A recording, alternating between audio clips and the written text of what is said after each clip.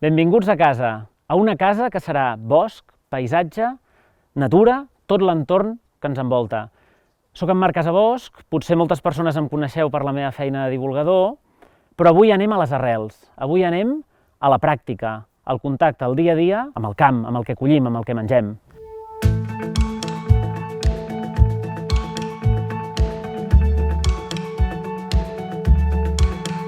Som a les portes de l'hivern, un dels moments més màgics a l'hort. Hi ha molts cultius d'estiu que s'han acabat i ara ve una època de molta calma, molta serenor i una època de moltes hortalisses i verdures que resisteixen molt bé el fred i que són molt fàcils de cultivar. Avui tinc moltes ganes de presentar-te, concretament 5 hortalisses i verdures que amb uns consells molt bàsics en podreu gaudir durant tot l'hivern i us assaboriran els plats d'aquesta temporada més freda de l'any. Som-hi! Aquí tens la ruca. És un cultiu molt sofert. Primera curiositat, de ruques hi ha la ruca de marge, la ruca que en diem la silvestre, la que trobem arreu als camins, a les vores, als marges dels camps, que seria aquesta, no confondre-la amb la ruca selvàtica, que és aquesta que estem més acostumats a veure a les botigues, que fa aquestes fulles més fines, més allargassades, més lobulades, i és la que habitualment trobem als comerços i mercats. La ruca de marge, aquesta en concret, és la que assaborim durant els mesos de desembre, gener, febrer, que la trobem ara a final de tardor i a l'hivern amb aquesta flor tan bonica, que també és comestible, és molt soferta i potser l'única cosa que sí que val la pena que tinguis en compte és que si volem disposar de fulles tendres durant uns quants mesos, hem d'anar podant i a mesura que va fent flor, aprofitem les flors i deixem la resta de la planta perquè pugui seguir rebrotant. Aquí tenim una feixa de porros. El porro és el gran menystingut de l'hort d'hivern i probablement un dels més resistents. Per què és el més menystingut? Perquè associem els porros, per exemple, a aquelles safates de tota la vida que sempre s'han comercialitzat per fer brou, no? I el porro, res més lluny que això, és una verdura, una hortalissa exquisida de l'hort d'aquesta temporada freda.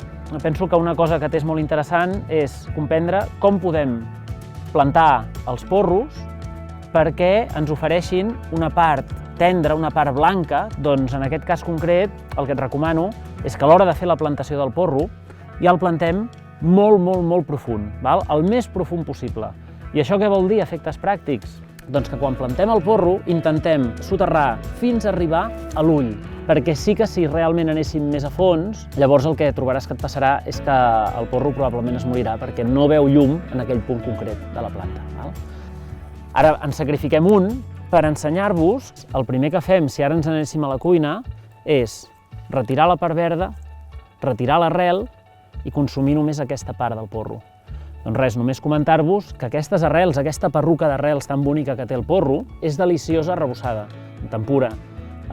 Res, un minut amb oli roent i queda exquisida. Té el mateix gust, evidentment, que la part del porro que estàs acostumat a menjar-te, però a més té la diversió de tenir una textura totalment diferent, molt tendra i molt cruixent. Bledes de colors. Poden ser bledes de colors, poden ser verdes, poden ser grogues. Són molt sofertes, aguanten moltíssim el fred. El que ja no són tan resistents és si viu en zones on realment el clima és molt suau, com pot ser el litoral, a l'entorn de Barcelona mateix, que després, a mesura que passi l'hivern, de seguida tindran tendència a espigar. Això com ho podem corregir o com ho podem curar? Doncs anar-les recol·lectant de forma progressiva. No es tracta de tenir una planta, esperar que es faci gran i arrencar-la i collir-la. El que es tracta és de deixar que es comenci a desenvolupar i a mesura que li van sorgint fulles tendres, les anem recol·lectant de mica en mica. I deixem la planta amb l'ull. Què és l'ull de la planta? Doncs són les fulletes més tendres que hi ha al mig, al cor, que són les que deixem per permetre que la planta segueixi fent massa foliar i segueixi produint. No hem de tenir cap més precaució. Quanta més calor, quan més bo faci, recol·lectem-les més sovint. D'acord? Així enganyem una mica la planta i la forcem a que torni a donar-nos fulles tendres.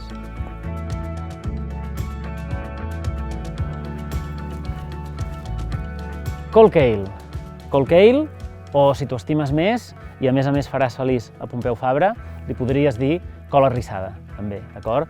que li passa una mica el mateix que parlàvem de la bleda. El que es tracta és d'anar collint fulles a mesura que les produeix, val? No té massa incidències, amb l'única curiositat que moltes vegades s'hi posa la papallona de la col que fa niu i genera l'eruga de la papallona de la col. Per evitar això, un truc molt senzill seria cobrir-ho amb una malla insecticida, amb una malla que no permeti l'entrada de les papallones, i llavors tindríem, durant tota la temporada d'hivern, les fulles perfectes. Per la resta és un cultiu fàcil, resisteix moltíssim, moltíssim al fred, i res més. Vull dir, jo penso que és una de les cols més agraïdes per poder fer des d'uns xips, el trinxat mateix, que moltes vegades es fa amb la col grossa, però la col kale aporta un gust, un sabor magnífic per tots els plats que estan elaborats amb patates o amb trumfos, que diem aquí al Solsonès. I aquí l'últim dels cultius, la deliciosa, delicada i resilient herba dels canonges. Té una virtut, que és que es pot cultivar a pràcticament qualsevol lloc. No necessita excessivament unes grans condicions de llum. I en entorns petits, en entorns urbans o en jardins molt menuts, en terrasses fins i tot, és molt pràctic tenir-ne alguna jardinera perquè ocupa molt poc espai i així en disposem en 30 segons i ja se'n pot anar a la cuina directament. Anem a explicar-ne algunes curiositats. Ara, el que em sembla més interessant de traslladar-te és la idea de on estem collint els canonges i per què els estem collint on els estem collint. Juntament amb la ruca, que hem comentat abans, i les bledes, per exemple, si ho fem bé, només les sembrarem un cop a la vida. Què hem de fer? És molt senzill. Bàsicament tenir la delicadesa, la cura, de deixar algunes de les mates que sembrem aquesta primera vegada, deixar que facin flor, deixar que facin llavor i que acabin el seu cicle, que s'assequin i que s'escampin soles, lliures. D'aquesta manera fem una sembra i al cap de 15, 20, 25 anys, i ja soc generós, perquè 25 anys són anys, seguirem collint la descendència, les criatures d'aquells primers canonges.